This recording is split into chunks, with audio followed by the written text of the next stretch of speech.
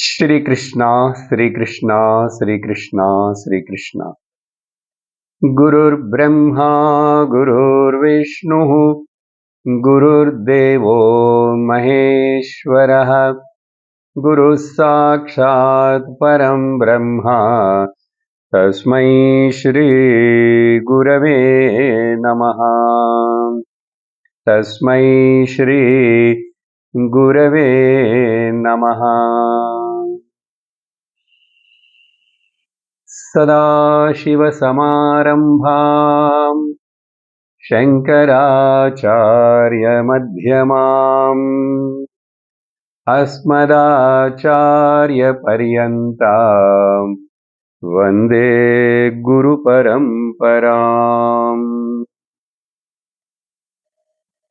हरि ओं तत्सत्। గడిచిన వారం మనం నారద భక్తి సూత్రములను చదివి ముగించాం. ఈరోజు మరొక ప్రకరణ గ్రంథాన్ని ప్రారంభించబోతున్నాం. ఆ ప్రకరణ గ్రంథం పేరు వివేక చూడామణి. భగవాన్ ఆదిశంకరాచార్యులు వారి ద్వారా రచించబడినటువంటి ఈ ప్రకరణ గ్రంథం చాలా ఉత్తమమైనది. దాని పేరులోనే తెలుస్తున్నది వివేక చూడామణి. ఆ పుస్తక టైటిల్ యొక్క అర్థాన్ని తెలుసుకోవడానికి ముందు, పుస్తకంలోని విషయాలను చూడటానికి ముందు కొంచెంసేపు ఉపోద్ఘాతముగా కొన్ని విషయాలను విందాం. మొదటి విషయం, శాస్త్రం అంటే ఏమిటి, శాస్త్రం యొక్క ముఖ్యత్వం ఏమిటి, శాస్త్రం యొక్క అవసరం ఏమిటి, శాస్త్రం యొక్క గొప్పతనం ఏమిటి. ఒక్కొక్క పుస్తకాన్ని మనం ప్రారంభించేటప్పుడు ఏదో కొంత ఉపోద్ఘాతం ఇవ్వబడుతుంది. కొన్ని విషయాలను మనం విన్నవే మరలా కూడా రికలెక్ట్ చేసుకొని మళ్ళీ వింటాం. శాస్త్ర శ్రవణములో ఈ మరలా వినటం అనేటువంటిది చాలా ముఖ్యం. పునరావృత్తి చాలా ముఖ్యం. శాస్త్రం అనేటువంటిది చాలా అనంతముగా సముద్రంలాగా ఉంది. అటువంటి శాస్త్రాన్ని ఎక్కడ ఆరంభించి ఎక్కడ ఎలా చదవాలి? మనకు ఈ దేశంలో సనాతన ధర్మీయులైనటువంటి మనకు ఈ శాస్త్రమే ఒక మాన్యువల్. శాస్త్రం అంటేనే శాసనాత్ ఇది శాస్త్రం. అది మనుషులను శాసించి వాళ్లకు మార్గమును చూపించి ఆ ధర్మ ఆధ్యాత్మిక మార్గంలో నడవటానికి కావలసిన బాటను చూపిస్తుంది, శాసిస్తుంది, గవర్న్ చేస్తుంది, కంట్రోల్ చేస్తుంది. కాబట్టి దాన్ని శాస్త్రం అంటారు. ఇది ఎవరో ఒక మనిషి చేత ఒక కాలంలో చెప్పబడినటువంటిది కాదు. సృష్టి ప్రారంభము నుండే భగవంతుడి చేతనే ఇవ్వబడినటువంటిది ఈ శాస్త్రం. శాస్త్రం అంటే మనకు ముఖ్యముగా దాంట్లో చెప్పబడేటువంటిది 4 వేదాలు. ఆ 4 వేదాలలో నుంచే మిగిలినవన్నీ కూడా రకరకాలైనటువంటి భాగాలుగా, రకరకాలైనటువంటి మార్గములను చూపిస్తున్నట్లుగా అనేక విషయాలు చెప్పబడతాయి. కాబట్టి అన్ని కాలాలలో అన్ని చోట్ల అందరినీ శాసించి మంచి మార్గములో వాళ్ళకి జన్మకు ప్రయోజనపడేట్లుగా వాళ్ళకి మార్గమును చూపించి శాసించింది కాబట్టి శాస్త్రం. అప్పుడు శాస్త్రమును మొదట నమ్మాలి. ఇది నాకు మంచి చేస్తుంది, ఇది నాకు శ్రేయస్సును కలిగిస్తుంది అని నమ్మినప్పుడే మనం ఆ శాస్త్రం వినటానికి ఉత్సాహం చూపిస్తాం. కాబట్టి ఈ శాస్త్రము వేదములు అనంతముగా ఉన్నాయి కాబట్టి వాటిని ముఖ్యముగా పెద్దలు సంప్రదాయంలో 3 భాగాలుగా మనకు విభజించి ఇస్తున్నారు. ఈ విధంగా సత్యమును తెలుసుకోవాలని ఆశించేటువంటి వాడు, బ్రహ్మజ్ఞానమును పొందాలని ఆశించేటువంటి వాడు, ముముక్షువు, సాధకుడు ఈ మూడింటిని వింటే చాలు. ఈ 3 మెట్లుగా అతడు అర్థం చేసుకోవాలి, వినాలని చెప్పబడుతుంది. ఏమిటి ఆ 3 అంటే ప్రస్థానత్రయము అంటారు. ఇప్పుడు శాస్త్రం అంటే ఏంటి చెప్పాను. శాస్త్రంలో ముఖ్యంగా 3 భాగాలుగా చెప్పేటువంటి ప్రస్థానత్రయాన్ని గురించి చెప్పబోతున్నాను. అసలు శాస్త్రం యొక్క ముఖ్యత్వం ఏమిటనేది, మనకు గొప్పదనం ఏమిటనేది తెలియాలి. అప్పుడు దాన్ని మనం ఆదరిస్తాము, గౌరవిస్తాము, అనుసరిస్తాము. సో ప్రస్థానత్రయం అంటే మార్గము, ప్రయాణము ఒక భాగంగా ఎక్కడ మొదలు పెట్టాలని ఒక స్టార్టింగ్ పాయింట్, ప్రస్తావించవలసిన విషయములు, వాడి ప్రస్తావనమే రాలేదే, దాన్ని ప్రస్తావించనే లేదే అంటాం కదా లోకంలో కూడా మామూలుగా. సో ప్రస్తావించదగిన, ప్రవేశించదగిన, అనుసరించి నడవదగిన ఆ మార్గమును ఎంటరింగ్ అంటారు, మార్గం అంటారు, ప్రయాణం అనొచ్చు, బయలుదేరి వెళ్ళటం. కాబట్టి దేన్ని ఆరంభించాలి, ఏ మార్గంలో వెళ్ళాలి, ఏ మెట్టుగా వెళ్ళాలి, ఏ భాగాన్ని మొదట మనం వినాలి అని చెప్పడం కోసం 3 మెట్లు ప్రస్థానత్రయం. దాంట్లో మొదటిది శృతి ప్రస్థానం. అంటే నేరుగా వేదములందు చెప్పబడినటువంటి, ముఖ్యముగా వేదముల యొక్క అంతభాగమైనటువంటి వేదాంతము అంటే ఉపనిషత్తులు. వేద పూర్వభాగమంతా కూడా కర్మకాండకు, ఉపాసనకాండకు సంబంధించింది కాబట్టి ఒక మనిషి ఆ కర్మకాండ, ఉపాసనకాండముల ద్వారా, అభ్యాసము ద్వారా చిత్తశుద్ధిని పొంది జ్ఞానము పొందాలని ఆశిస్తూ, ఇప్పుడు జ్ఞాన యజ్ఞమునందు జ్ఞాన మార్గములోకి ప్రవేశించాలని అతడికి ఇంట్రెస్ట్ ఉన్నది కాబట్టి అటువంటి వాడికి శృతి ప్రస్థానం, నేరుగా ఆ వేదములందు చివరి భాగాల్లో, అన్ని వేదాల్లో అక్కడక్కడ కూడా కనిపిస్తాయి ఉపనిషత్తులు. అవి చాలా సంఖ్యలో ఉండేవి, ఇప్పుడు కొన్ని మాత్రమే దొరుకుతున్నాయి. ఆ కొన్నిటిలో కూడా ఒక 10 ఉపనిషత్తులు మాత్రమే ముఖ్యముగా శంకరాచార్యులు వారు భాష్యం రాశారని, వాటిని చదివితే చాలని చెప్పి దశోపనిషత్, ఈశకేన కట ప్రశ్న ముండమాండూక్యతిత్తిరిః ఐతరేయం చ ఛాందోగ్యం బృహదారణ్యకం తథా 10 ఉపనిషత్తులు. శృతి ప్రస్థానం. కానీ ఈ శృతి ప్రస్థానం అందరికీ మొదటిలో ప్రారంభించి విని అర్థం చేసుకునే శక్తి ఉండదు. ఎందుకంటే ఆ ఉపనిషత్తులు ర్యాండముగా ఈ సత్యము, బ్రహ్మము, ఈ ఆధ్యాత్మిక విషయాన్ని వివరిస్తూ వస్తాయి. ఒకే పద్ధతిలో ఇది మొదటి మెట్టు, ఇది తర్వాతి మెట్టు అని అట్లా చెప్పవు. అందువలన అవి బిగినర్స్కి అర్థం చేసుకోవడం కష్టం, వాటి యొక్క సారాంశాన్ని గ్రహించటం.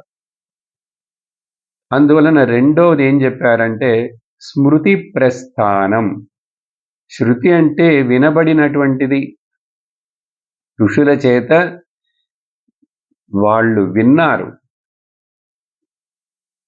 శృతి వినుట, విని గ్రహించారు.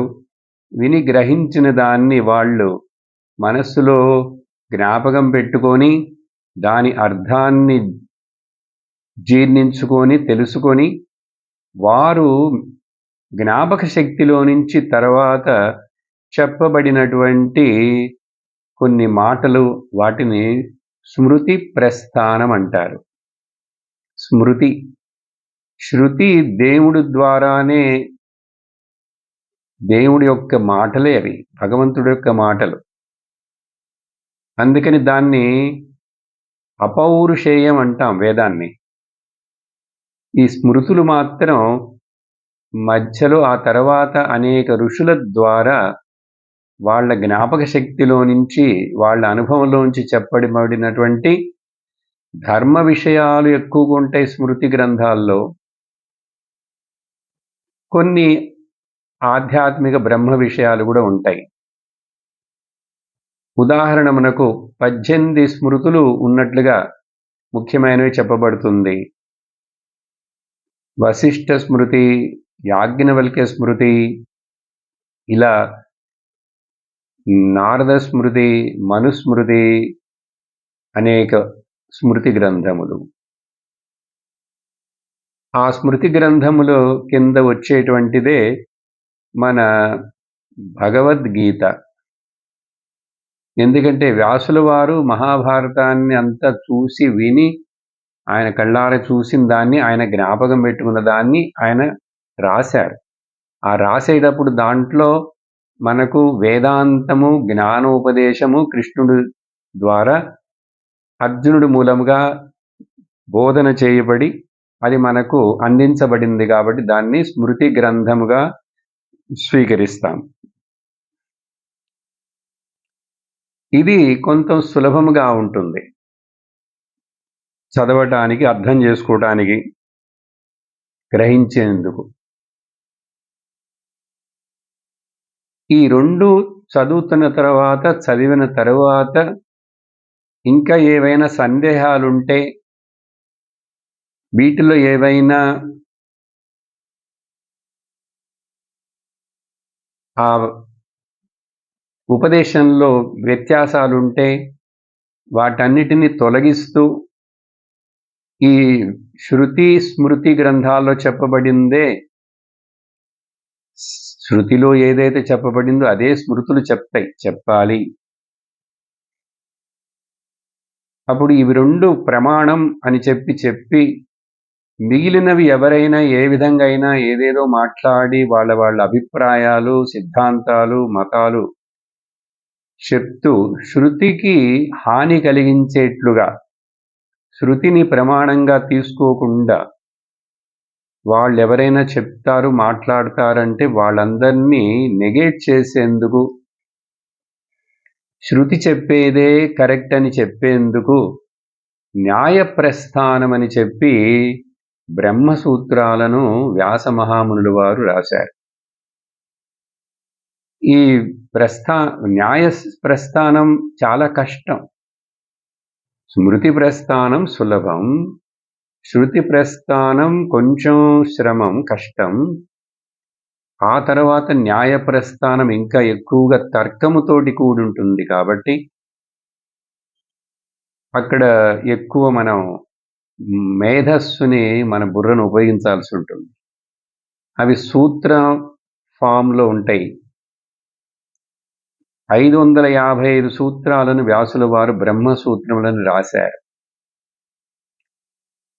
అవి మనకింక ఏ సందేహం లేకుండా ఎలా శృతి చెప్పేది సత్యమని నిరూపించి, మిగిలినవన్నీ ఎవరెవరైనా ఏదైనా చెప్తున్నారు, ఈ విధంగా అంటున్నారంటే అవన్నీ నిజము కాదు, కరెక్ట్ కాదని వాటిని పక్కకు పెట్టి మనకు నిరూపణం చేసేది న్యాయ ప్రస్థానం.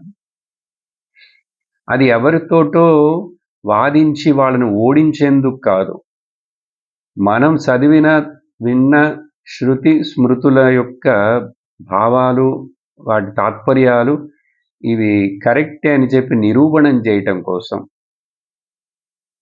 సహజంగా ఈ తర్కము లేక లాజిక్ అంటారు, న్యాయం అంటారు.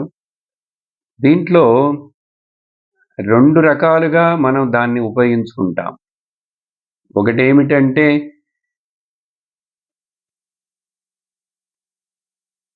ఫండమెంటల్ ద లాజిక్ శృతికి అనుగుణంగా ఉండేటువంటిది శృతి సమ్మతమైనటువంటి లాజిక్, తర్కం. శృతి విరోధమైన దాన్ని ఖండించటం ఇంకొక విధమైన తర్కం. మొత్తానికి 2 కూడా శృతిని ప్రమాణంగా తీసుకునేందుకు ఉపయోగపడాలి. ఈ 3 వీటిల్లో కూడా స్మృతి గ్రంథం భగవద్గీత లాంటిది కూడా అర్థం చేసుకోవటానికి కొంతమందికి కష్టం. ఎందుకంటే అధికారులు అందరూ ఒక రకంగా ఉండరు.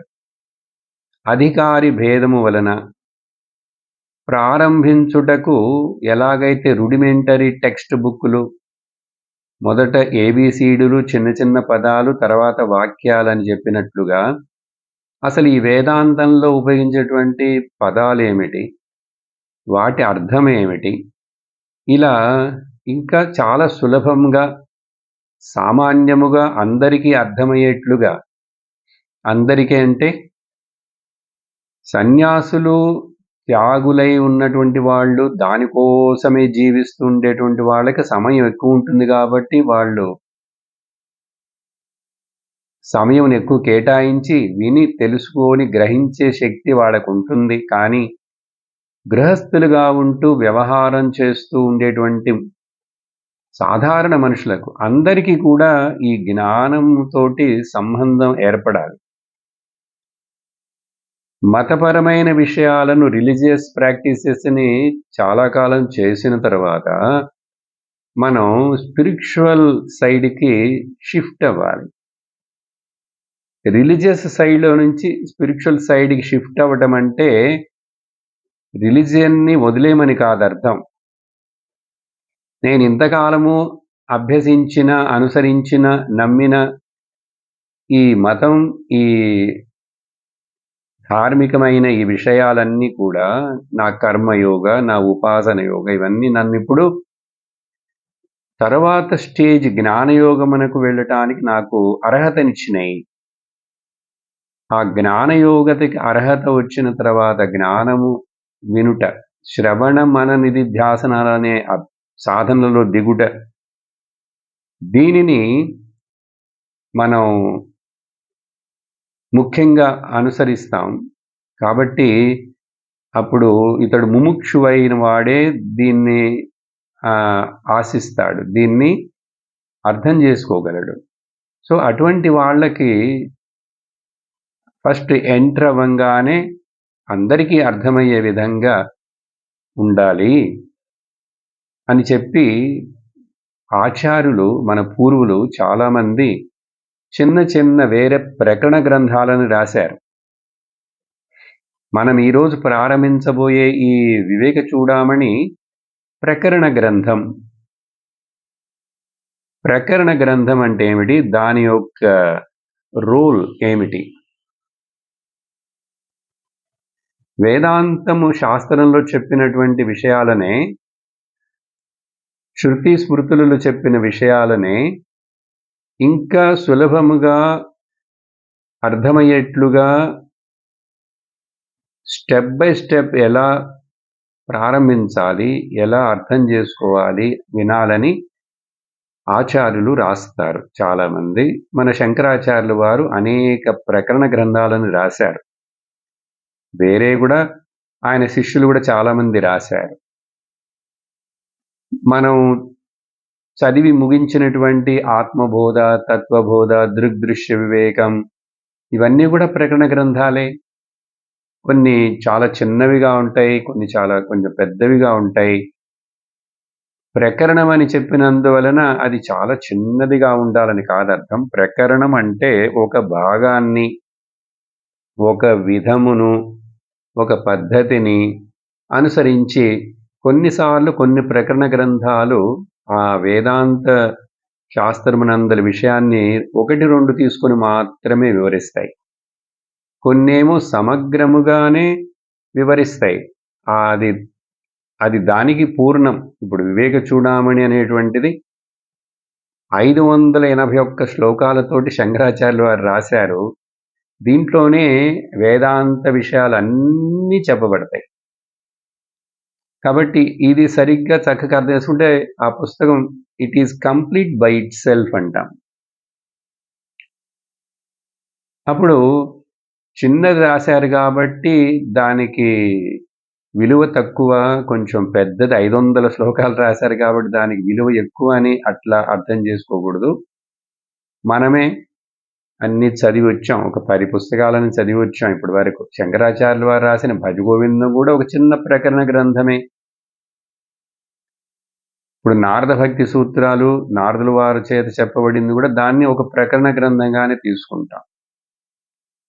పెద్ద ప్రకరణ గ్రంథం తెలిసిన వాటిల్లో అని చూస్తే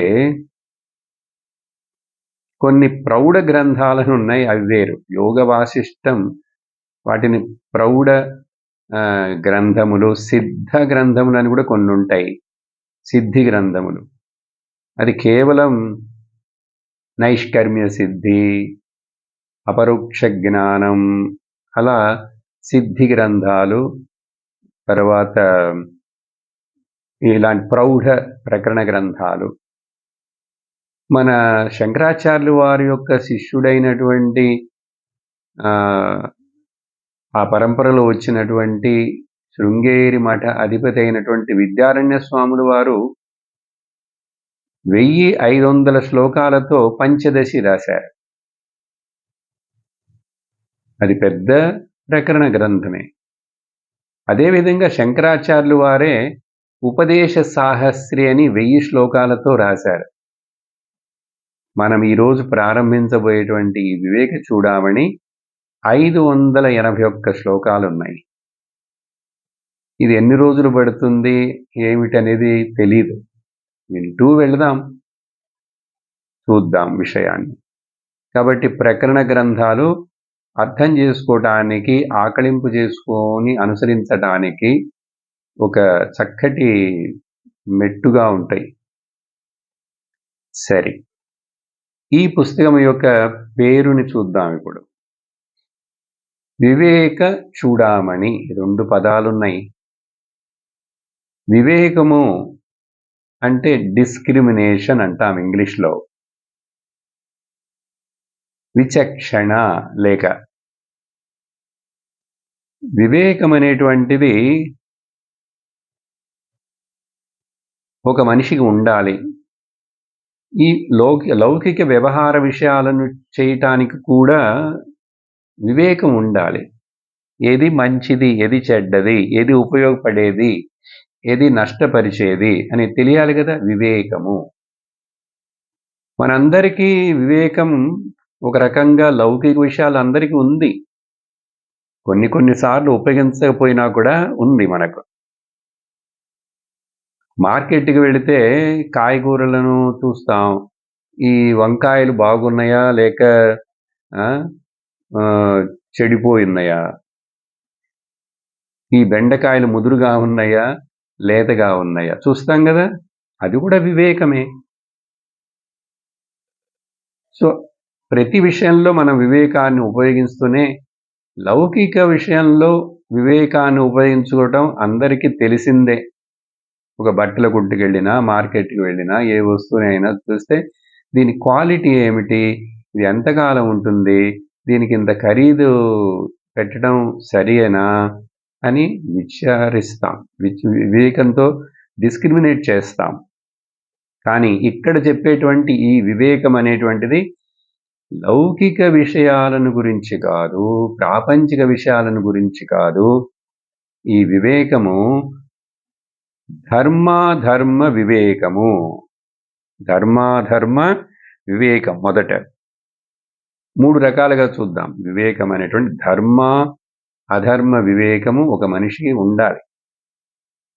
ఎందుకు? ఆ ధర్మ అధర్మ వివేకముల ద్వారా నువ్వు తర్వాత మెట్టులో ఆత్మ, అనాత్మ వివేకానికి వస్తావు. ఆత్మ, అనాత్మ వివేకం రావాలి. ఆత్మ ఏమిటి? అనాత్మ ఏమిటి? అది ఎందుకంటే ఇప్పుడు ఆత్మ అని గురించి తెలిసిందండి. అనాత్మ గురించి కూడా తెలిసింది. కానీ ఈ రెండిటిలో దేన్ని మనం ఆశ్రయించాలి? ఏది నిత్యము? ఏది సత్యము? ఏది అనిత్యము? ఏది అసత్యము? ఆత్మ, అనాత్మ ఓకే. 2 గురించి చెప్తారు వింటాను. రెండిటికి దేనికి ముఖ్యత్వం ఇవ్వాలి? దేనిని నేను నమ్మాలి, ఆశ్రయించాలి అని అక్కడ వివేకం కావాలి. కాబట్టి ధర్మాధర్మ వివేకము, ఆత్మ, అనాత్మ వివేకము, మూడోది నిత్య, అనిత్య వివేకము. ఎందుకు ఈ వివేకము? ఈ వివేకము లేకపోతే ధర్మాధర్మ వివేకములు లేకపోతే నీకు చిత్తశుద్ధి ఏర్పడదు. అధర్మమైనటువంటి పనులు చేస్తూ, అక్రమమైన పనులు చేస్తూ ఉంటే కర్మలు, నీకు పాపం ఎక్కువ చేరి నీ మనస్సు కలుషితమై నువ్వు జ్ఞానమును పొందేందుకు అర్హత రాదు నీకు. కాబట్టి ధర్మాధర్మాలే ఒక మనిషి యొక్క ఫ్యూచర్ని గవర్న్ చేస్తాయి, కంట్రోల్ చేస్తాయి. దాని వలన నువ్వు ధర్మాన్ని అనుసరిస్తూ ఉన్నావంటే నీకు చిత్తము శుద్ధి అయి, ఆ చిత్తశుద్ధి అనేది ఒక అర్హతగా నీకు కలిగి, నీకు జ్ఞాన బోధ ఏర్పడేందుకు నీకు ఎలిజిబిలిటీ వస్తుంది. అప్పుడు ఆత్మ అనాత్మను గురించి గురువు ముఖముగా శాస్త్రము బోధన ద్వారా వింటూ నువ్వు ఇప్పుడు నేను నిత్యమును గ్రహించాలా, అనిత్యమును గ్రహించాలా, దేనిని నేను ఆశ్రయించాలి అని నీకు వివేకం వస్తుంది. నిత్యమైనది ఆశ్రయించావంటే నీకు నిత్య ఆనందము, నిత్య రక్షణ, నిత్య సుఖ శాంతులు వస్తాయి. అనిత్యమైనది నువ్వు ఆశ్రయించావు అంటే దాన్ని నీకు నీ సుఖము అనిత్యముగా ఉంటుంది, నీ సంతోషము అనిత్యముగా ఉంటుంది, నీ రక్షణ అనే భావన కూడా అనిత్యముగా ఉంటుంది. అనిత్యమైనది ఎవరైనా కోరుకుంటారా? అందరూ నిత్యమైనది కావాలనే కోరుకుంటాం లోకంలో కదా. ప్రతి మనిషి అండి, నేను సుఖంగా ఉండాలి, శాంతిగా ఉండాలి, నాకు ఏ రక్షణ భయం ఉండకూడదు, తర్వాత సింపుల్గా చెప్పాలంటే శోక మోహ భయాలు నాకు ఉండకూడదు అనేది అందరూ ఆశిస్తాం. ఎవరు కూడా నాకు దుఃఖం రావాలని ఆశిస్తామా? ఎవరైనా జ్యోతిష్యుడి దగ్గరికి వెళ్ళి ఏమండి నాకు చాలా రోజులుగా సంతోషం సుఖంగానే ఉంటున్నది, నాకు కొంచెం దుఃఖం ఎప్పుడు వస్తుందో చెప్పండి అని అడుగుతారు ఎవరిని వెళ్ళి? లేకపోతే డాక్టర్ దగ్గరికి వెళ్ళి నేను చాలా రోజులుగా ఆరోగ్యంగానే ఉంటున్నాను, నాకు కొంచెం వ్యాధి ఎప్పుడు వస్తుందో చెప్పండి అని అడుగుతారా? అడగరు. అట్లా ఎవరు డాక్టర్ దగ్గరికి వెళ్ళరు. వ్యాధి ఉంది కాబట్టి డాక్టర్ దగ్గరికి వెళతారు. జీవితంలో ఏదో సమస్యలు ఉన్నాయి కాబట్టే జాతకాలు చూపించుకోవడానికి జ్యోతిష్యుడి దగ్గరికి వెళతాం కదా. అప్పుడు అందరూ ఆశించేది ఒకటే, నాకు సుఖము కావాలి, శాంతి కావాలి, రక్షణ కావాలి.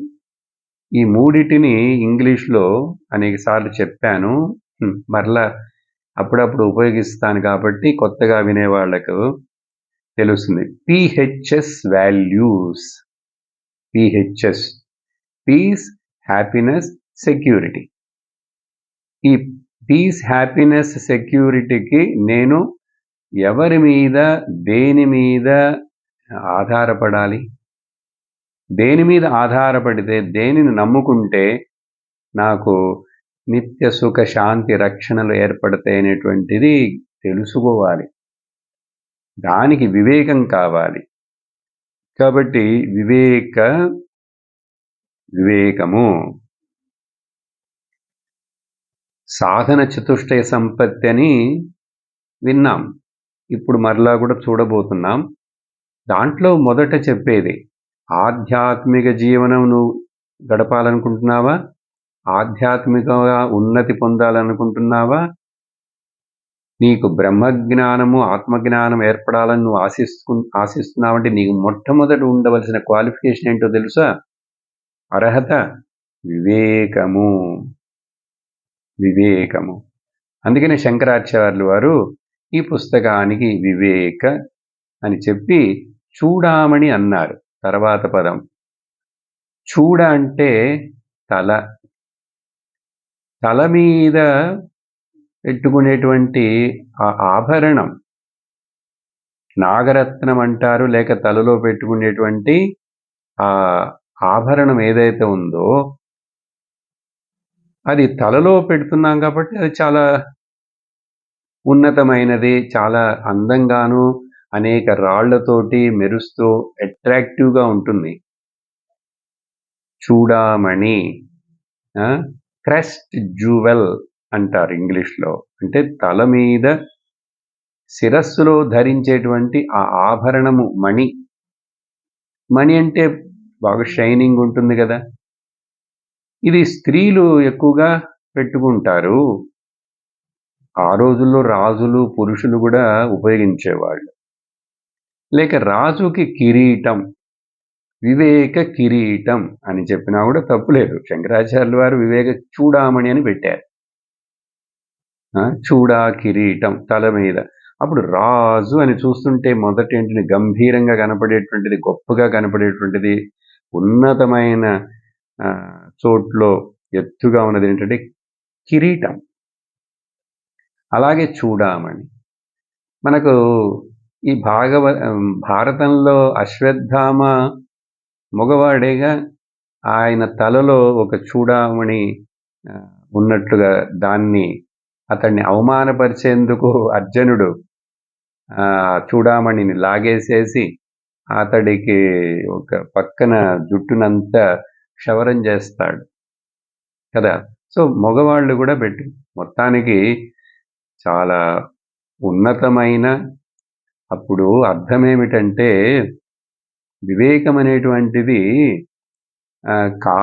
మోకాలులోనో, మోచేతిలోనో, చెవులోనో అక్కడ ఉండదు కదా, బుర్రలో, తలలో ఉంటుంది కదా. బుర్రలో, తలలో అంటే బుద్ధిలో వివేకం ఉంటుంది. అందువలన మనిషికి శరీరానికి ఒక ముఖ్యమైన వస్తువేంటి? శిరస్సు. ఈ శిరస్సులో బుద్ధి ఉంది.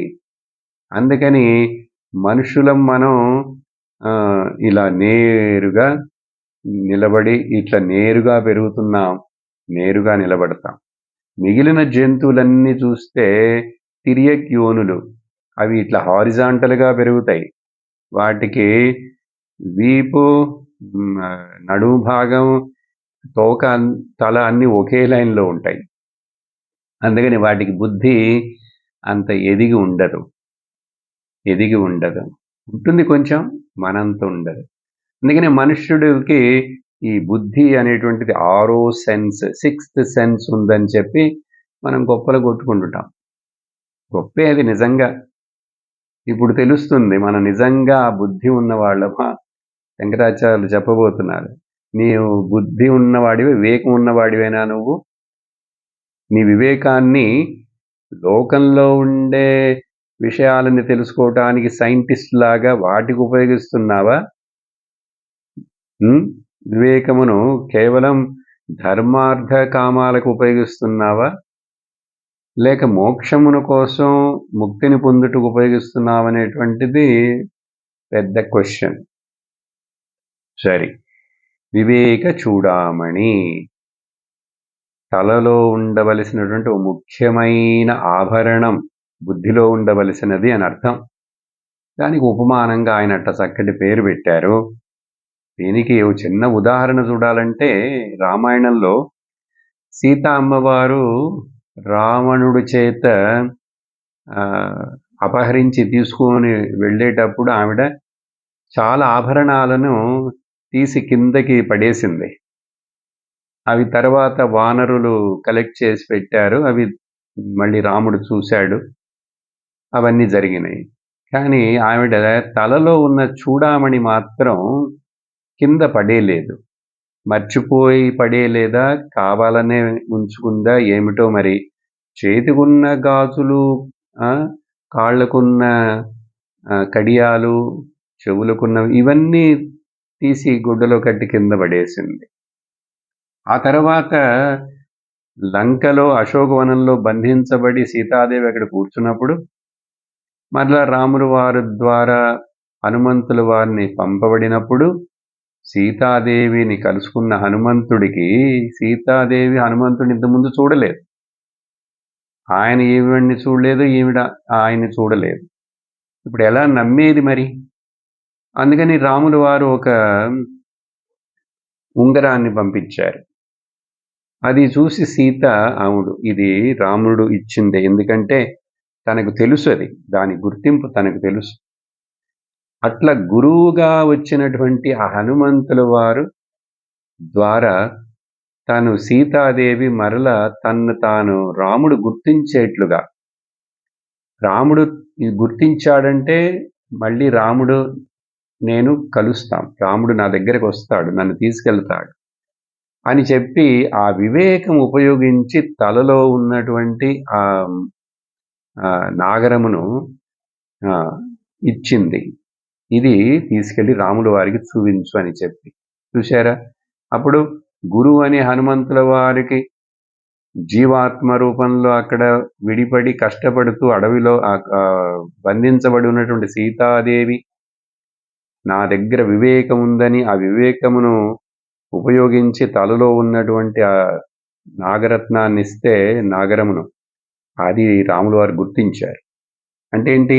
జీవాత్మ పరమాత్మ అవ్వటం కోసం, గుర్తించటం కోసం ఒక గురువు మూలముగా గురువు దగ్గరికి మనం వెళ్ళి, ఓ గురువే నాకు వివేకం ఉన్నది, ఈ లోకంలో అన్ని చూశాను, అన్ని కష్టాలను అనుభవించి చూస్తున్నాను, ఎంత ఇక్కడ డేంజర్ ఉందో అని నాకు తెలుస్తున్నది, కాబట్టి నాకు వివేకం ఉన్నది, మీరు నాకు బ్రహ్మజ్ఞానము ఆత్మజ్ఞానమును బోధించండి, పరమాత్మ జ్ఞానమును నేను గ్రహిస్తాను అని క్వాలిఫికేషన్ తోటి వచ్చిన శిష్యుడు ఆ వివేకముతో కూర్చుంటాడు. వివేకం లేనివాడు అసలు వేదాంతమునకు, బ్రహ్మజ్ఞానానికి, ఆధ్యాత్మికానికి రాడు. ఇక్కడ నేను ఆధ్యాత్మికం అనే పదాన్ని ఉపయోగిస్తున్నానంటే దాన్ని మీరు సాధారణ అర్థంలో తీసుకోకూడదు. సాధారణ అర్థం అంటే ఏమిటి? నేను రోజు గుడికి వెళ్తాను, అది ఆధ్యాత్మికం అని చెప్పలేము. ఎన్ని సంవత్సరాలుగా నువ్వు గుడికి వెళ్తుంటే నువ్వు ధార్మికుడివే, భగవంతుడిని నమ్ముతున్నావు, భక్తిని చేస్తున్నావు, కానీ నువ్వు ఆధ్యాత్మికమునకు మారావు. ఇప్పుడు ఆధ్యాత్మిక జీవనందా ముఖ్యమంటే నీ ముఖ్యమైన పని ఏమిటో తెలుసా? శ్రవణం చేయటం, శాస్త్రాన్ని గురువు దగ్గర నుంచి వింటున్నావా? నువ్వు నమ్మే ఆ దేవుడు చెప్పిన మాటలను వింటున్నావా నువ్వు? అది శివుడైనా కానీ, విష్ణువైనా కానీ, కృష్ణుడైనా కానీ, ఆ లోపల చెప్పబడినటువంటి ఆ మాటలు. భాగవతం అంటే భక్తుల కథలే, కానీ లోపలంతా వేదాంతం ఉంది. రామాయణం సీతారామచంద్రుల కథే, కానీ దాంట్లో కూడా అంత తత్వోపదేశం ఉన్నది. జీవితం ఎట్లా నడుచుకోవాలి, ఎలా చూడాలి అని అనేక వాల్యూస్ చెప్పబడినాయి. అవి అనుసరిస్తున్నావా? కాబట్టి కేవలం దేవుడంటే నాకు భయం, అందుకని పుణ్యం నాకు కావాలని ఇలా ఆశిస్తూ ఇలా చేసే మతపరమైన పనులన్నీ కూడా కొంతవరకు నిన్ను పైకి తీసుకెళ్తే ఉపయోగపడతాయి, కానీ నువ్వు అలా ట్రాక్ మారి జ్ఞాన మార్గంలోకి రావాలి. అలా వచ్చినప్పుడే అతడికి నీకు ముక్తికి మార్గం ఏర్పడుతుంది. మిగిలినవన్నీ ముక్తికి మార్గాలు కావు. ముక్తికి మార్గమైనటువంటి జ్ఞాన మార్గంలో నిన్ను తీసుకొచ్చి నిలిపేందుకు అవి ఉపయోగపడతాయి. సరే, ఇదంతా కూడా ఈ పుస్తకం చదవటానికి ముందు చిన్న ఉపోద్ఘాతం. ఇది మనసులో పెట్టుకొని మనం ఇప్పుడు వివేక చూడామణి ప్రకరణ గ్రంథాన్ని ప్రారంభిస్తాం. మొదటి శ్లోకం. సర్వవేదాంత సిద్ధాంత గోచరం తమగోచరం గోవిందం పరమానందం సద్గురుం ప్రణతోస్మ్యహం. శంకరాచార్యుల వారు చక్కటి మంగళాచరణ శ్లోకంతో ఈ గ్రంథాన్ని ప్రారంభిస్తున్నారు. ప్రతి ఆచార్యుడు తాను ఏదైనా ఇలా కంపోజ్ చేసి రాసేటప్పుడు ముందు మంగళాచరణ శ్లోకాన్ని రాస్తారు. దాంట్లో భగవంతుని ప్రార్థిస్తూ లేక వాళ్ళ గురువును ప్రార్థిస్తూ నేను ఈ పుస్తకాన్ని రాయటం ప్రారంభిస్తున్నాను, ఈ విషయాన్ని నాకు మధ్యలో ఎటువంటి ఆటంకాలు రాకుండా నేను దీన్ని కంప్లీట్ చేసేందుకు దేవుడు సహకరించాలని, గురువు యొక్క ఆశీర్వాదం కావాలని ఇలా ప్రార్థనలు ఉంటాయి. కానీ కొన్ని చోట్ల ఈ వేదాంత గ్రంథాలు ఆచార్యులు వాళ్ళు రాసే ఈ మంగళాచరణ శ్లోకం కొంత వేరుగా వ్యత్యాసముగా ఉంటాయి. దీంట్లో చూస్తే మీరు దేవుడుని చెప్తున్నారు, ఆయన గురువు గారికి దేవుడికి నమస్కరిస్తున్నారు, తన గురువుకి నమస్కరిస్తున్నారు, శాస్త్రమాతకు నమస్కరిస్తున్నారు. 3 దీంట్లో వస్తున్నాయి. ఎలా? పదాల యొక్క అర్థాన్ని నేను కొంచెం సులభముగానే సారాంశాన్ని చెప్తూ వెళతాను. 3 రకాలైనటువంటి ముగ్గురికి నమస్కారం. మొదట చూశామంటే గోవిందం అనే పదం ఉపయోగించబడిందా? గోవిందుడు అంటే భగవంతుడని తీసుకోవచ్చు. గోవిందుడి పేరుంది కదా భగవంతుడికి. శ్రీమన్నారాయణుడే గోవిందుడు, విష్ణువు, అచ్యుతుడు, కేశవుడు, నారాయణుడు. గోవిందునికి నమస్కారం. శంకరాచార్యుల వారి యొక్క గురువు పేరు కూడా గోవింద పాదాచారులు, గోవిందపాద. అందుకని గురువుకి నమస్కారం చేస్తున్నట్లయితున్నది. గో అంటే ఉపనిషత్తులని అర్థం. ఏ ఉపనిషత్తుల యొక్క జ్ఞానము చేత ఈ మనుష్యుడు ఆనందాన్ని పొందుతాడో, ఇంద్రియ ఆనందము కాకుండా స్వరూప ఆనందాన్ని పొందుతాడో. గో అంటే ఇంద్రియములు కూడా అర్థం. ఇంద్రియాలను ఆనందపరిచేది భౌతిక సుఖాలు, లౌకిక సుఖాలు. కానీ ఉపనిషత్తులనే గోలు, ఆవులు దేన్ని ఆనందపరచగలవు? నీకు స్వరూపానందాన్ని ఇస్తాయి. ఎటువంటి స్వరూపానందం? అది పరమ ఆనందం. ఏ లౌకిక ఆనందంతో దాన్ని పోల్చేందుకు వీలు కాదు. అది పరమం, సుప్రీం బ్లిస్. అది దేని మీద ఆధారపడినటువంటిది కాదు. అది తరిగిపోయేది కాదు, అది మారేది కాదు. అదేమిటి? నీ స్వరూప ఆనందమే బ్రహ్మం ఆనందం. బ్రహ్మ యొక్క స్వరూప లక్షణమే సత్ చిత్ ఆనందం అనే కదా శాస్త్రం చెప్తుంది. మరి అప్పుడు పరమానందమైనటువంటి ఆ శాస్త్రమాత, పరమానంద స్వరూపుడైనటువంటి ఆ ఈశ్వరుడు గోవిందుడు, ఆ శాస్త్రమాత పరమానందాన్ని తెలుసుకొని నేర్చుకొని అనుభవం తెచ్చుకున్నటువంటి నా గురువు గారు గోవిందుడు. సద్గురుం. పరమానందం భాగవతంలో సూతుల వారు మొదట శౌనకాది ఋషులకు ఉపదేశం భాగవత కథను చెప్పేటప్పుడు ప్రారంభించినటువంటి ఆ శ్లోకం ఏమిటి? చెప్పబోయేది కృష్ణ కథ, విష్ణు కృష్ణ అవతారాలు కథలు. ఆయన సచ్చిదానంద రూపాయ అని చెప్పి ప్రారంభిస్తారు. చూసారా? సచ్చిదానంద రూపాయ, పరమానందం. విశ్వోత్పత్యాదిహేతవే తాపత్రయ వినాశాయ శ్రీకృష్ణాయ వయం నుమః అనే కదా భాగవతంలో విన్నాం. సచ్చిదానంద స్వరూపుడు. సో పరమానందుడు, భగవంతుడు ఆనంద స్వరూపుడు. ఆ భగవతత్వమును శాస్త్రముల మూలంగా తెలుసుకున్నాడు నా గురువు గారు పరమానంద స్వరూపుడు. అది నాకు బోధించి నన్ను కూడా తెలుసుకోమని నాకు ఉపదేశం చేస్తున్నారు. అటువంటి గురువుకి నేను నమస్కరిస్తున్నాను. చూసారా, అప్పుడు గురువుకి, శాస్త్రమునకు, దేవుడికి, ముగ్గురికి నమస్కారాలు వచ్చేసినాయి దీంట్లో. కానీ ఈ పరమానందం అయినటువంటి ఆ భగవత్ స్వరూపం, ఆ గురువు యొక్క స్వరూపం ఎలా అర్థం చేసుకోండేదంటే అది సర్వ వేదాంత సిద్ధాంత గోచరం. అది ఉపనిషత్తులు సర్వ వేదాంత మొత్తం యొక్క సిద్ధాంతమును తెలుసుకుంటే చక్కగా క్రమబద్ధంగా గురువు యొక్క సన్నిధిలో ఉపదేశం వింటూ అప్పుడు మనకు గోచరమవుతుంది.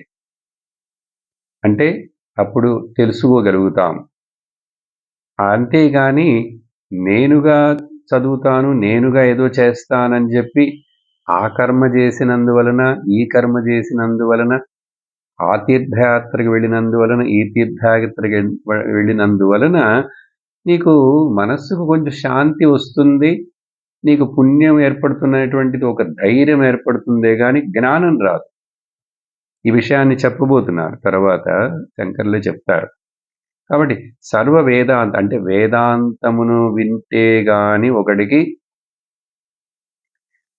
తనకు వివేకం ఏర్పడి వైరాగ్యముతోటి అతడు జ్ఞానాన్ని పొందగలడు. ఆ సర్వ వేదాంత సిద్ధాంతం ద్వారానే పరమానందం గోచరమవుతుంది, ఆత్మస్వరూపం గోచరమవుతుంది. వేరే ఏ మార్గము లేదు. అంటే వేరే 5 ప్రమాణాలు ఉన్నాయి కదా, షట్ ప్రమాణాలని చెప్తాం. ప్రత్యక్ష ప్రమాణం, ఐ విట్నెస్, లేక ఇన్ఫరెన్స్ అంటాడు. ప్రత్యక్షం, అనుమానం, ఉపమానం, అర్థాపత్తి, అనుపలబ్ధి, ఏవైనా ఇట్లా ఉండే 5 ఆ ప్రమాణాలకు ఈ ఆత్మస్వరూపం గోచరమవ్వదు. కేవలం శబ్ద ప్రమాణం, శృతి వాక్య శబ్ద ప్రమాణం ద్వారా మాత్రమే. అందుకని ఇక్కడ సర్వ వేదాంత సిద్ధాంత గోచరం లేకపోతే అగోచరం. అది ఇంద్రియములకు తెలిసేది కాదు, కళ్ళతో అలా చూస్తే తెలిసేది కాదు. మరి చెవులు కూడా ఇంద్రియాలే కదండి, చెవుల ద్వారానే కదండి వింటున్నామంటే అక్కడ మాత్రం ఎక్సెప్షన్ ఉంది. అందుకనే 6 ప్రమాణాల్లో శబ్ద ప్రమాణము మాత్రమే తీసుకోవాలి అని చెప్పి శృతి యొక్క ఖచ్చితమైన నిర్ణయం. శబ్ద ప్రమాణం అంటే మళ్ళీ అక్కడ కూడా లౌకిక శబ్దం అండ్ అలౌకిక శబ్దం. లౌకిక శబ్దం అంటే మనమందరం మాట్లాడే వేరే వేరే మాటలు, లోకంలో విషయాలు, అవి ఇవి లోకాభిరామణం అంతా లౌకిక శబ్దాలు. బట్ అలౌకిక శబ్దం అంటే ఉపనిషత్తులు, వేదముల యొక్క సారముగా అంతములో ఉన్నటువంటి ఆ ఉపనిషత్తులు. అవి ఎవరివి? పరమాత్ముడి యొక్క వాక్యాలు అవి. కాబట్టి అవి అలౌకిక శబ్దములు. ఆ యొక్క అలౌకిక శబ్దాలను వినుట ద్వారానే నీకు ఈ అలౌకికమైనటువంటి నీ స్వరూప జ్ఞానం ఏర్పడుతుంది. ఎందుకు అలౌకికం అంటున్నాం? లౌకికమైనది నీకు తెలుసు, నీ చుట్టూ ఉన్న వస్తువులు నీకు తెలుసు, నీ చుట్టూ ఉన్న మనుషులు ఏం మాట్లాడుతున్నారు నీకు తెలుసు, ఏ శబ్దాలు, ఆ రుచులు తెలుసు, శబ్ద స్పర్శ రూపరసగంధాలు అన్నీ నీకు తెలుస్తూనే ఉన్నాయి. అది ఎవరు చెప్పాలి? కానీ ఆ చెవులలో లౌకిక శబ్దాలకి బదులుగా అలౌకిక శబ్దాలను నీకు వినేట్లుగా ఎవరైనా చెప్తూ ఉంటే గురువు చెప్పాలి. అలౌకిక శబ్దాలను నువ్వు వినాలి. ఒక అనుభవజ్ఞుడైన గురువు దగ్గర నుంచి వినాలి. ఆ గురువు ఎలాంటి గురువు అయ్యుండాలి? సద్గురుం. ఆ పదాన్ని చూద్దాం. సద్గురుం అంటే సత్తును తెలుసుకొని ఉన్నవాడు. తాను సత్యమని తెలుసుకున్నవాడు. చూశారా? సద్గురు. ఎందుకంటే సత్ అనేటువంటిది ఒకటే.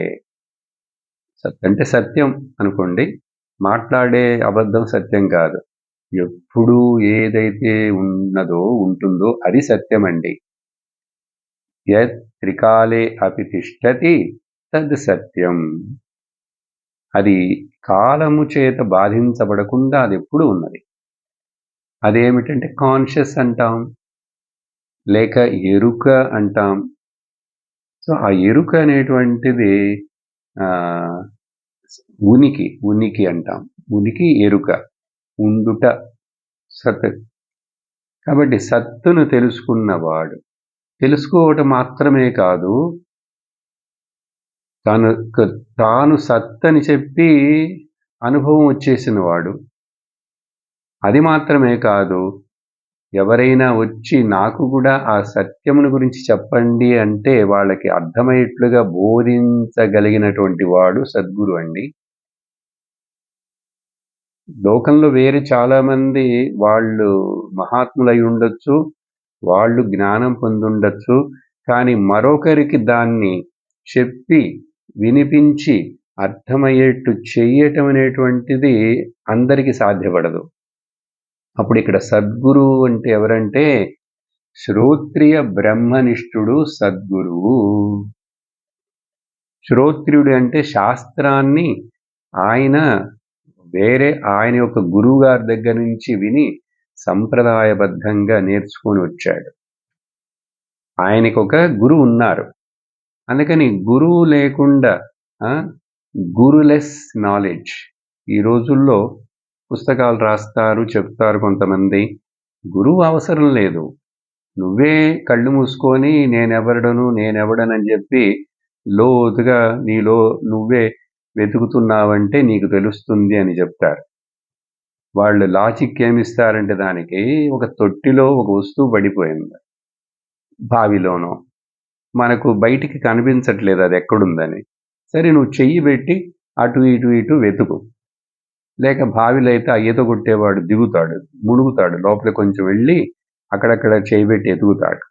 మనం కూడా కోనేరులో, కాలవల్లో స్నానాలు చేసేప్పుడు ఏదైనా కింద పడిపోయిందంటే నీళ్ళలోకి లోపలికి వెళ్ళి మళ్ళీ వెతికి తీస్తాం. స్విమ్మింగ్ పూల్లో అట్లా నువ్వు వెతుకు, నీకు దొరుకుతుంది అని ఆ లాజిక్ చెప్తారు. కానీ ఈ ఆత్మ విషయంలో అట్లా నువ్వే వెతికి, నువ్వే ఆత్మవై ఉండి కూడా నీలోనే అది ఉన్నదని చెప్పినా కూడా నువ్వు వెతికి దాన్ని కనుక్కోలేవు.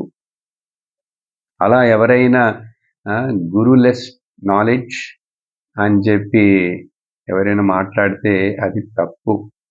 అది ఎక్కడో ఎక్సెప్షనలా, ఎవరికో ఏంటో జరిగింది, ఆయనకు గురువే లేరు, ఆయన జ్ఞానాన్ని పొందాడంటే సరే ఆయన సంగతి వదిలేసేను. నువ్వు ఆయన్ని పట్టుకోకూడదు. నువ్వు చూడని గురువుని ఫోటో పెట్టుకొని నువ్వు ఎప్పుడు కలవనే లేదు అటువంటి గురువుని, లేక మౌనంగా ఉన్నాడు, ఆయన మాట్లాడడు, ఆయన జ్ఞానుడే, మహాత్ముడే. నువ్వు ఆయనకి నమస్కరించు, 4 ఏదైనా పండ్లు తీసుకెళ్ళి ఇవ్వు, మంచిదే, అవన్నీ చెయ్యి. కానీ నీకు జ్ఞానం ఎలా వస్తుంది?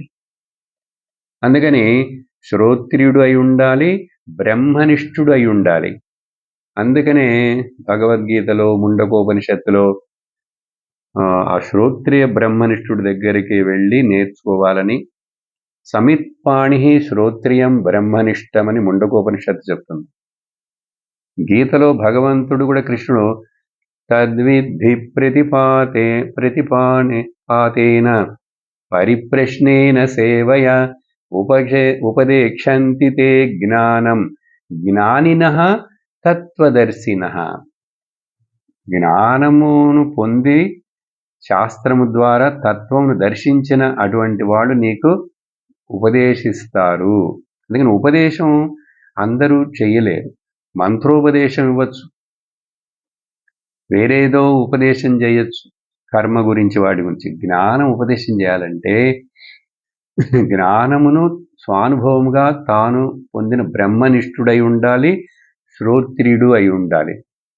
శ్రోత్రియశ్చ కామహతస్య, శ్రోత్రియ బ్రహ్మనిష్ఠుడిని ఇక్కడ సద్గురు అని పిలుస్తున్నారు. సరే, ఇట్లా మంగళ శాసన శ్లోకంతో శంకరాచార్యుల వారు చక్కగా ఈ పుస్తకాన్ని ప్రారంభిస్తున్నారు.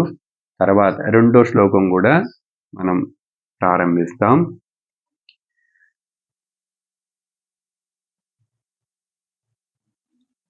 జంతూనాం నరజన్మ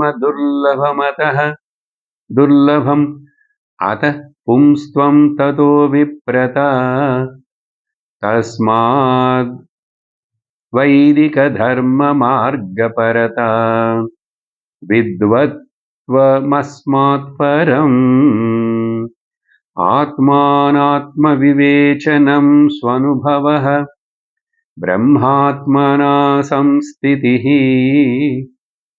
ముక్తిర్నో శతజన్మకోటి సుకృతైః పుణ్యైర్వినా లభ్యతే.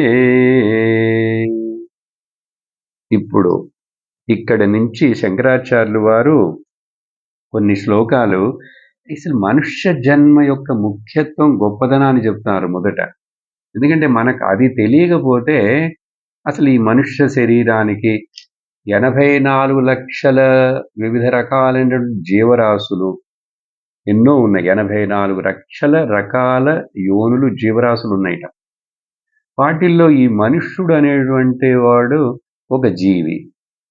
ఆ సృష్టి మొత్తంలో 84 లక్షల రకాల జీవరాశుల్లో మనిషిని కిరీటంగా, ఇతడిని ఏదో చూడామణిలాగా సృష్టిలోనే ఒక ఉన్నతమైన జీవుడిగా శాస్త్రాలు వక్కాణిస్తున్నాయి. శంకరాచార్యులు ఇక్కడ ఒక 8 విషయాలని చెప్తున్నారు. ఈ 8 రకాలైనటువంటి విషయాలు 10గా లెక్కించుకోవచ్చు మొత్తం. ఇవి దుర్లభమైనటువంటి విషయాలు. ఇవి 10 ఏర్పడినాయి అంటే విందాం ఒకటొకటి. మొదట ఏమిటంటున్నారంటే, ఈ మనుష్య శరీరాన్ని పొందాను చూడండి, ఇది యాక్సిడెంటల్గా ఏదోలాగా పుట్టే బదులు నేను మనుష్య శరీరాన్ని అట్లా ఏదో జరిగింది, యాక్సిడెంటల్లీ అంటాం కదా, అట్లా జరిగింది. ఇది కాదు. మనుష్య శరీరం పొందటం ఎంతో చాలా నువ్వు పుణ్యము ఎంతో చేసి, పుణ్య కర్మ అంటే నిష్కామ కర్మలను ఎంతో చేసి ఉంటేనే గాని నీకు పుణ్యము చేత చిత్తశుద్ధి ఏర్పడితే గాని ఇవన్నీ జరగవు. సరే, మనుష్య శరీరం చాలా గొప్పది, దుర్లభం అంటే రేర్. ఓకే, దుఃఖేన లభ్యతే ఇది దుర్లభం. దుఃఖేన అంటే అర్థం చాలా కష్టపడి మనం ఈ శరీరాన్ని పొందాం, సంపాదించుకున్నాం. అది ఇప్పుడు మనకు తెలియదు, జ్ఞాపకం లేదు. దుఃఖేన లభ్యతే, ఓకే, దుర్లభం దాన్ని అంటారు. ఏంటది? మనుష్య శరీరం. తర్వాత ఈ మనుషుడిగా పుట్టి కూడా ఇతడిలో పురుష భావన, ఇక్కడ పుంసః అని చెప్పబడిందంటే మగవాడని అర్థం కాదు. మగవాడని చెప్తే అప్పుడు మరి మిగతా స్త్రీలందరికీ ఏంటి గతి? వాళ్ళకి మోక్షం పొందే అవకాశం లేదా ఏంటి? అలా తీసుకోకూడదు. ఇక్కడ పురుష అంటే పురుష భావన, కానీ పుంసః అని ఉపయోగించారు, మ్యాస్కులిన్ అని. అది పెద్ద మళ్ళీ తగాదా వస్తుంది కదా, ఎందుకు స్త్రీలను అని కాదు. స్త్రీలు సహజంగా, ఇది శారీరకమైన విషయం గురించి చెప్పింది కాదు, మానసికమైన విషయం. స్త్రీలు సహజంగా మానసికంగా చాలా సాఫ్ట్గా ఉంటారు, చాలా పురుషుడి మీద ఇతరులపై ఆధారపడి ఉంటారు. కొంచెం ఎమోషనల్‌గా వాళ్ళు సెన్సిటివ్‌గా ఉంటారు. అలాగే వాళ్ళలో మాతృత్వం అనేటువంటిది, అటాచ్‌మెంట్ అనేటువంటిది సహజంగా ఉంటుంది స్త్రీ శరీరానికి. శరీరం అట్లా ఉన్నా కూడా మనస్సుని తర్వాత దృఢపరుచుకొని, నేను ఈ మోక్షమును పొందేందుకు ప్రయత్నిస్తాను ఈ జన్మలోనే అని చెప్పి కొంచెం ధైర్య సాహసాలతోటి నిశ్చయించుకొని కరేజ్ తోటి పురుష భావన ముఖ్యం ఇక్కడ. ధైర్యం ఉండాలి. ఆధ్యాత్మిక మార్గంలో మోక్షమున కోసం ప్రయత్నం చేయటానికి, లౌకిక భౌతిక విషయాలను కొంచెం త్యాగం చేయటానికి మనకు ధైర్యం ఉండాలి కదా! ఆ ధైర్యాన్ని కలిగి ఉండటమే పుంసః, పురుష భావన. పురుష శరీరం గురించి చెప్పలేదు ఇక్కడ. అలాగే మరికొన్ని ఇంకా చెప్తారు. ఒక్కొక్క పదాన్ని నేను వచ్చే సత్సంగంలో వివరిస్తాను. ఈరోజు ఎక్కువ సమయాన్ని మనం ఉపోద్ఘాతానికి ఉపయోగించాం. రాబోయే క్లాసుల్లో ఎన్ని శ్లోకాలు మనం చూడగలిగితే అన్ని చూస్తాం. సో 2 మాటలు ఈ శ్లోకంలో చూసాం. మనుష్య శరీరం, తర్వాత ధైర్య సాహస దృఢ నిశ్చయ భావన, పురుష భావన. అందుకని మనుషుడు పురుషుడుగా ఉండి పురుష భావన లేకపోతే, పిరికివాడిగా ఉంటే వాడిని అప్పుడు స్త్రీ అని అనాలి. స్త్రీగా ఉండి కూడా ధైర్య సాహసాలుంటే పురుష భావన ఉందని చెప్పాలి. అట్లా తీసుకోవాలి అర్థం. మిగిలినవి వచ్చే సత్సంగంలో విందాం. ఓం పూర్ణమద పూర్ణమిదం పూర్ణాత్ పూర్ణముదచ్యతే పూర్ణస్య పూర్ణమాదాయ పూర్ణమేవావశిష్యతే. ఓం శాంతి శాంతి శాంతి. హరి ఓం శ్రీ గురుభ్యో నమః. హరి ఓం. హరి ఓం తత్సత్.